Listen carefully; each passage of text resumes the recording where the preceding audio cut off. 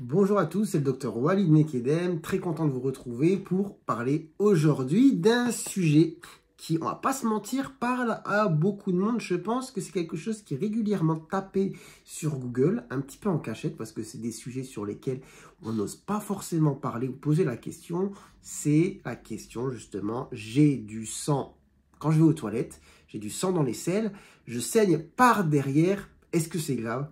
Est-ce que je dois m'inquiéter? Franchement, c'est quand même quelque chose de très fréquent. Et en fait, derrière ce grand motif, il y a plein de causes différentes qui vont des causes pas trop méchantes aux causes beaucoup plus méchantes. Mais du coup, il ne faut pas avoir en tête que je saigne par derrière quand je vais aux toilettes, c'est ça ou c'est ça.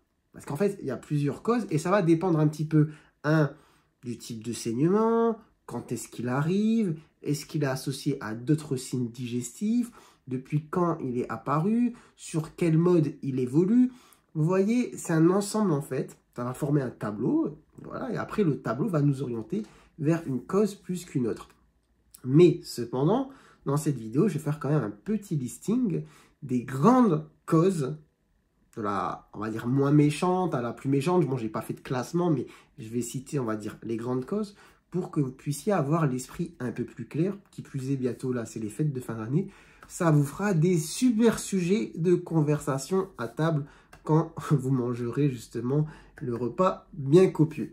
Bon, on va commencer par les hémorroïdes. Voilà, une des premières causes de saignement aux toilettes, c'est les hémorroïdes. Alors, comment on va s'orienter justement vers cette cause-là? Tout simplement déjà par le type de saignement, ça va être du sang en général rouge, bien rouge, qui va arriver sur la fin en fait. C'est-à-dire, c'est pas du sang mélangé au sel. Pourquoi? Tout simplement, c'est parce qu'en fait, vous saignez après avoir fait ce que vous devez faire. Donc finalement, le sang arrive à la fin. Donc, il vient finalement recouvrir un petit peu ce qu'il y a dans les toilettes. Et désolé, c'est pas très glamour, mais c'est des sujets quand même qui concernent du monde. Et il va tacher le papier, puisqu'il est là, justement, quand c'est terminé. Parce que les hémorroïdes vont saigner après l'effort. Donc ça, c'est une des causes, franchement, une des causes les plus fréquentes quand même de saignement aux toilettes. Donc, c'est pas la plus méchante. Ça peut faire paniquer. Mais bon, il suffit de regarder. Et après, évidemment, en général, les hémorroïdes, soit ça se voit quand c'est des hémorroïdes externes, soit ça se sent au toucher. Et oui, des fois, on doit mettre le doigt pour savoir un petit peu ce qui se passe. Mais les hémorroïdes, ça reste quand même un diagnostic assez simple. Une fois qu'on l'a posé, on est quand même un peu rassuré. D'accord? Même si c'est embêtant, il faut régler le problème ensuite souvent. Mais quand même, voilà, on va dire que c'est pas la cause la plus grave. Ensuite, si on reste sur les causes, on va dire proctologiques, c'est-à-dire les causes anales en fait. Qu'est-ce qu'on va trouver? On va trouver des fissures. Et oui, on ne parle pas assez des fissures, mais les fissures, c'est quand même quelque chose de fréquent. D'ailleurs, c'est quelque chose qui va concerner aussi beaucoup les bébés, les enfants, quand ils sont constipés, mais ça concerne aussi les adultes.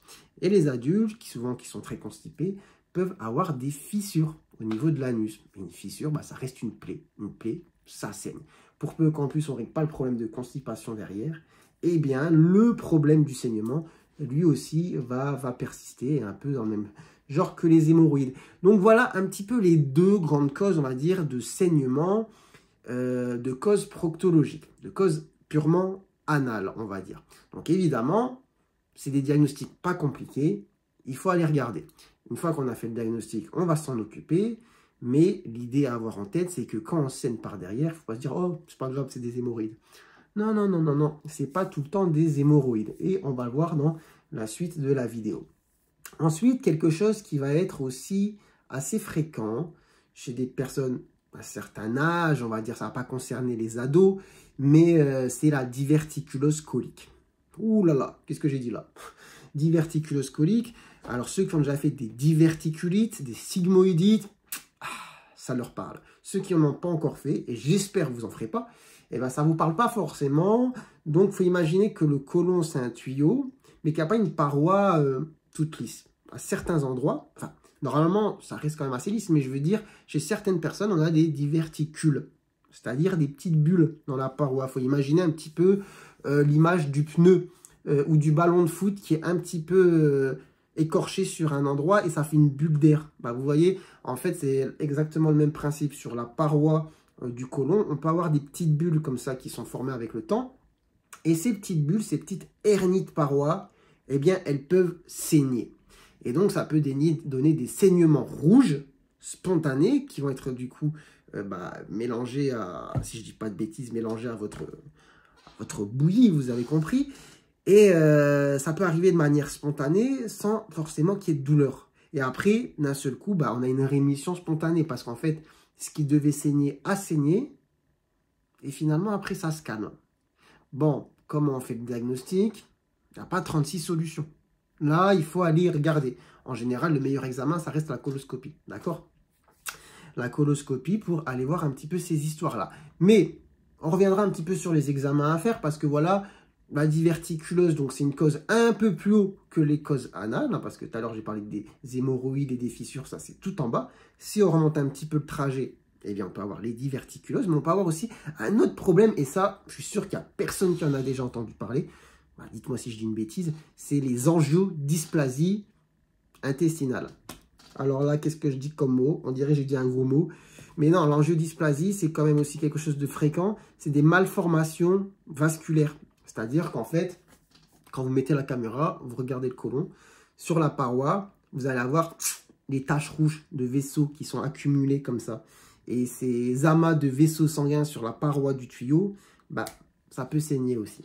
C'est pas grave du tout. D'accord? C'est pas grave du tout, mais ça peut faire paniquer. Hein. Ça peut faire paniquer. Bon, vous voyez, en tout cas, on est déjà sur 4 causes de saignement dans les selles qui ne sont pas des causes graves. Donc déjà, si ça vous arrive de saigner, je ne dis pas qu'il ne faut pas s'inquiéter, qu'il ne faut pas consulter, mettez-vous en tête que vous n'avez pas forcément le cancer. Hein, parce que souvent, quand les gens tapent saignement aux toilettes, premier truc qui tombe, c'est cancer, et là, ils sont en stress, vous arrivez au cabinet, c'est la fin du monde. Doucement, on respire, on respire, on respire. S'il vous plaît, respirez avec moi. Bon, ensuite, on va continuer. Il y a les causes il y a les causes aiguës infectieuses. Ça, je ne sais pas si vous avez déjà eu des grosses touristas, si vous avez eu des grosses diarrhées sanglantes en fait, hein, c'est-à-dire des diarrhées infectieuses. Alors en général, ça oriente quand même vers une cause bactérienne, mais on va avoir souvent des diarrhées gléro-sanglantes. Donc des diarrhées avec les douleurs, le contexte, vous n'êtes pas bien, vous êtes malade, vous avez mal au ventre, vous y allez tout le temps. Il y a du sang mélangé au sel, là vraiment il y a une grosse inflammation au niveau du côlon, de l'intestin.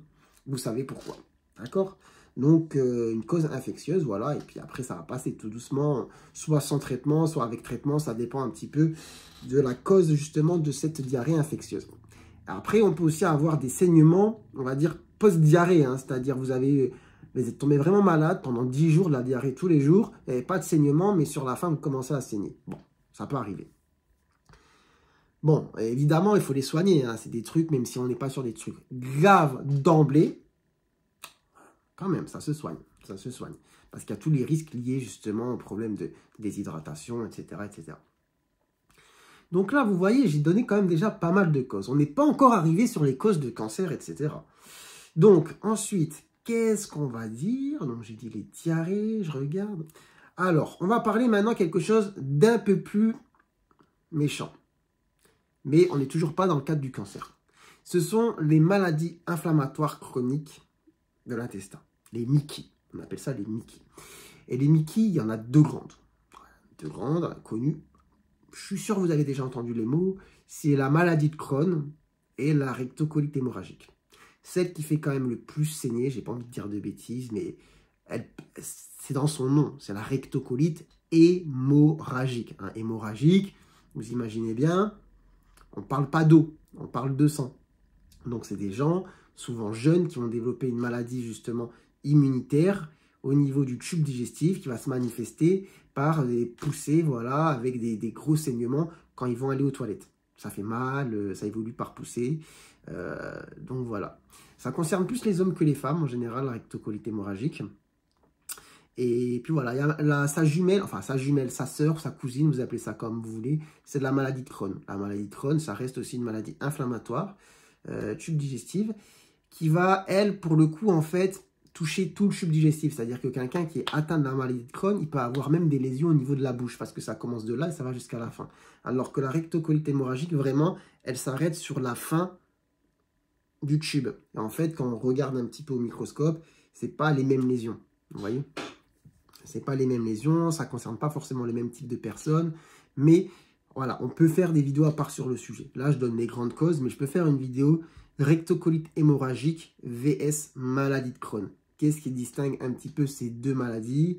Qui est concerné et comment elles se manifestent? D'accord? Donc voilà les deux maladies inflammatoires chroniques des intestins les plus connues qui peuvent donner ce qu'on appelle des rectorragies. Parce que c'est un mot que je n'ai toujours pas cité là dans la vidéo, mais quand je dis saignement par derrière, on parle de rectorragie. Après, autre cause, j'ai toujours pas parlé de cancer. On va remonter plus haut, et là, quand même, on va parler de quelque chose d'assez grave, c'est les ulcères de l'estomac. Parce que si vous avez du sang rouge par derrière, qui vient de votre estomac, c'est que vous avez un gros saignement. Parce qu'en général, si vous saignez à bas bruit, avec un petit ulcère, le temps que le sang fasse tout le trajet, quand il sort, il est noir, il est digéré. S'il est tout rouge, c'est vraiment pas bon signe. Mais voilà, en tout cas, si un jour vous avez des selles très noires avec une odeur bizarre, vous vous doutez que c'est du sang digéré, vous savez que la cause, elle est quand même assez haute. On a dépassé le stade de l'intestin. Là, vous avez vu, j'ai fait un petit trajet, on est bien remonté, on est en haut. Mais le saignement de derrière, du coup, il peut venir de très haut. Voilà. Ensuite, qu'est-ce que je voulais dire? Les médicaments. Les médicaments, il y a beaucoup de personnes qui prennent des anticoagulants. En général, qu'on appelle par exemple des AVK.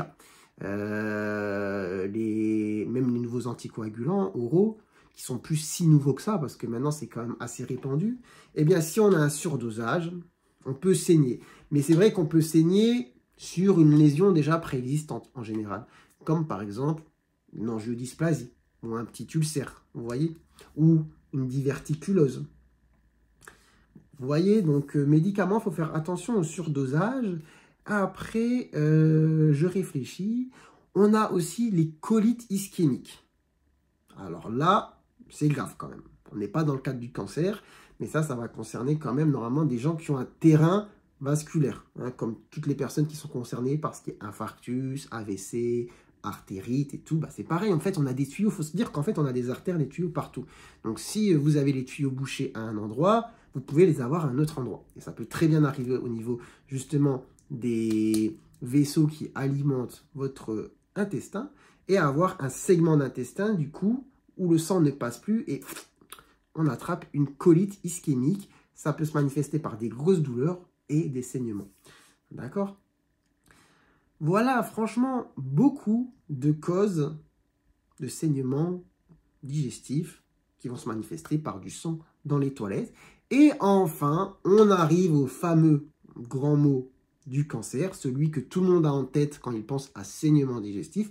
Mais vous voyez, ce n'est pas forcément celui qui vient tout de suite.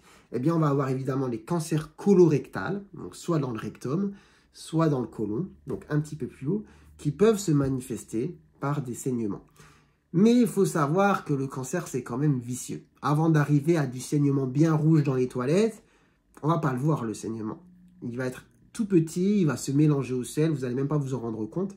D'où l'importance, à partir de 50 ans, de faire le dépistage gratuit, disponible, tous les 200 que vous allez demander à votre médecin.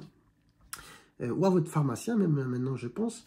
Donc, pour voir s'il y a du sang dans les selles. Et si c'est le cas, on fait un dépistage. Après, évidemment, si dans la famille, au premier degré, tout le monde a, enfin pas tout le monde, mais vous avez des antécédents de cancer colorectal, vous êtes quand même éligible à un dépistage peut-être plus précoce. Ça, on en parlera dans une autre vidéo. Mais vous voyez, donc, le cancer est aussi, évidemment, une des causes de rectorragie. Mais avant que ça se manifeste par du bon sang bien rouge dans les toilettes, il y a quand même du chemin, sachant que, voilà, pourquoi à partir de 50 ans le dépistage? Parce que c'est quand même la tranche d'âge, entre 50 et 75 ans, où on va avoir le plus grand nombre, en fait, de cancers de ce genre-là, qui vont se manifester. Donc, ça concerne, évidemment, ça peut concerner en médecine tout le monde, mais ça ne va pas concerner majoritairement la personne de 29 ans, non. Sachant qu'il y a des facteurs de risque, etc. Mais ça, pareil, je pourrais y revenir. Je dis que je pourrais y revenir dans une vidéo, mais en fait, j'ai déjà fait une vidéo sur le cancer du côlon. Donc, je vous invite à aller la voir. Vous tapez Dr Walid Mekedem, cancer côlon, et vous allez trouver la vidéo. Enfin, bref, je réfléchis si j'oublie rien. Peut-être que j'oublie quelque chose. Mais je pense que j'ai cité les grandes causes de saignement. Et vous avez vu qu'au début de la vidéo, quand même, les causes assez fréquentes de saignement aux toilettes ne sont pas graves. Hémorroïdes, fissures, angiodysplasie, bon, diverticulose colique, parfois surdosage en médicaments. Bon, avant d'arriver du coup au stade cancer, respirez, soufflez, soufflez, soufflez. Cette vidéo, elle est aussi faite pour vous déstresser. Parce que peut-être, je ne sais pas si elle sera vue cette vidéo, beaucoup, mais peut-être que quand des gens seront hyper stressés après avoir vu du sang dans les toilettes, ils taperont, bah, je saigne du derrière aux toilettes, et ils verront que je suis là un petit peu aussi pour les rassurer. Évidemment, ça ne veut pas dire qu'il faut se dire, il n'y a rien. En général, quand on a du sang à ce niveau-là, on va consulter. Mais avant d'aller consulter, si le rendez-vous n'est pas tout de suite, au moins on peut souffler un petit peu. C'est pour ça aussi que je fais cette vidéo. Voilà. Enfin bref, prenez soin de vous. Prenez soin de votre santé. J'espère que vous aurez appris des choses dans cette vidéo. Et moi, je vous dis à très bientôt, je l'espère, pour de nouvelles vidéos. Allez, ciao, ciao.